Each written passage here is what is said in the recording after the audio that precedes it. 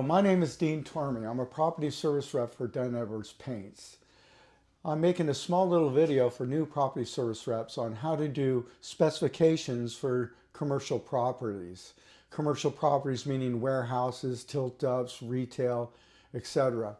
Now, you're going out to these properties and you want to, first assess what's going on there and then come up with a product that will either fix it or protect it on this new paint project. So you have to know what is the worst possible scenario. What should you first start looking at? And I believe that is what is currently on the building. Now, if the building has a silicone paint on it, then we have no product that we can put on that building. We'll have to walk away from that project. Another problem is sometimes with vinyl siding. You have to put in your notes that the new color that's going on that vinyl siding has to be equal to or less than the current darkness of that color. That's because the paint heats up and it has an effect on the vinyl. So your job is really investigating. When you go out to a project, you want to use your eyes. You want to see what's going on with the building. Where's there water? Where's there cracking? Where's there dry rot, etc. And then you want to use your hands, feel, because the product on there will have a certain feel to it, acrylic to an elastomeric.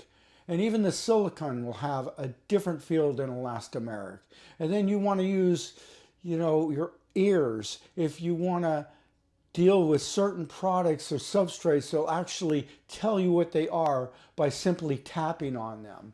And you want to use your resources. If you don't know exactly what's on the building, you're going to take a sample of that and send it to the lab. And the lab can tell you exactly what you're dealing with.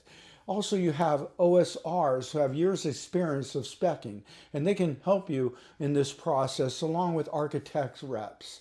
You want to also meet the expectations of the owners and the property managers. What do they expect? How long do they want this paint to last before they repaint again? What does their budget look like? What do they want to include or not include in this paint project? So you want to have an idea what to give them in a way of directing them in a pathway for a successful paint job. So you're going to use photography and you're going to use notes in your specifications.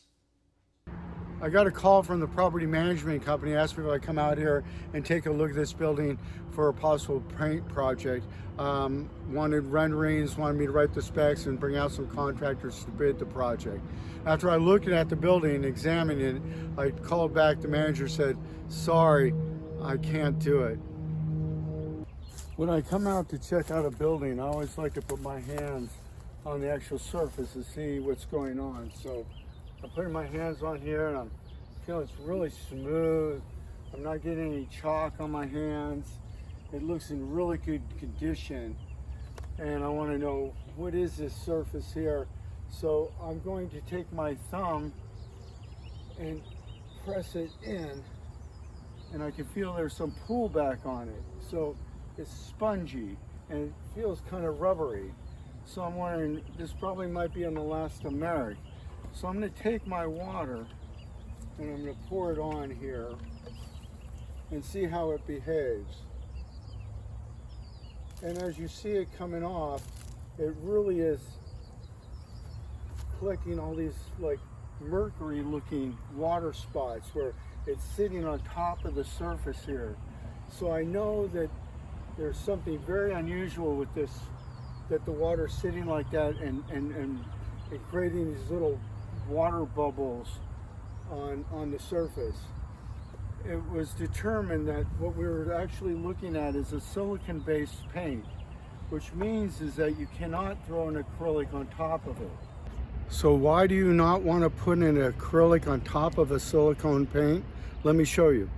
What we have here is we have an acrylic on top of a silicone paint. And as you can see, you can actually pull these off and it's not adhering to the silicone base.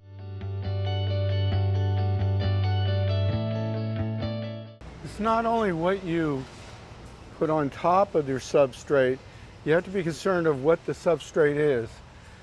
The second thing that I fear besides silicon is I fear vinyl siding that you find, because with vinyl siding, if you paint it with a dark color, it sometimes heats up and you have bendage and movement in the product. So usually what's recommended with vinyl, if it hasn't been painted before, it's usually chalked out, so you'll need something as a chalk binder. The next thing is you want to match the lightest color you can, either what is currently color or lighter than. You really don't want to go into darks, because if you go into darks, you're going to get all that heat that's going to move that around. So with vinyl, if you have to paint it, make sure it's equal to or lighter than the current color.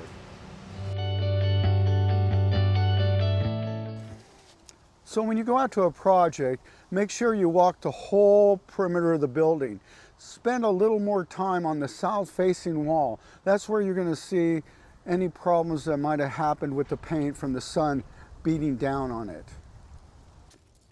Go up to the building and using your hands, feel the surface. After feeling the surface, look at your hands. This means it's all chalked out. Not only is the wall chalked out, you'll find that on metal products you get a lot of chalking. As you can see. So you're going to have to use a penetrating chalk binder on this building here before you put on any other products. Another situation you find out on tilt-ups is you have rust spots coming through.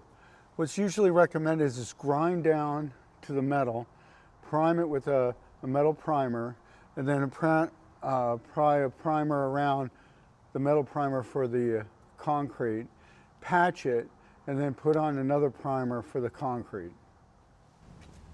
On tilt-ups, you might find a lot of hairline cracking like you see here.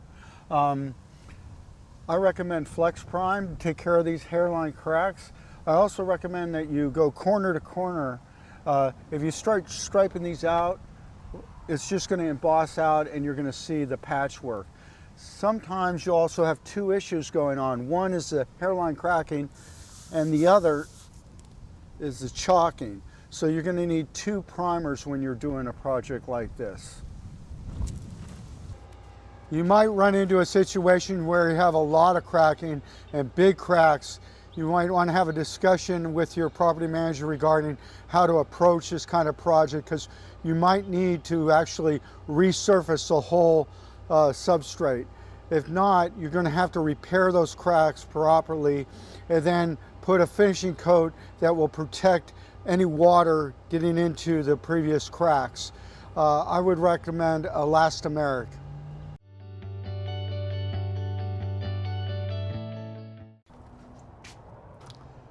We aren't concerned about the product we put on or the product that was previously put on.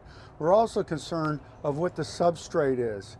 Here we have two substrates. One is concrete and the one is EIFS, Exterior Insulation Finishing System. These are actually panels that are put up, and they behave differently than the concrete when applying a finishing coat. The EIFS will suck that finishing coat right in. So what you want to do with the EIFS is you want to use a penetrating chalk binder to seal this up.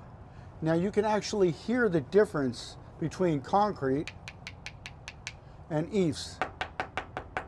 These will sound hollow because they're a panel and there's usually some air behind that. So always be concerned of what you're putting the product on. Whenever dealing with prefabricated metal such as this roofing or these mullions, I recommend a bonding primer.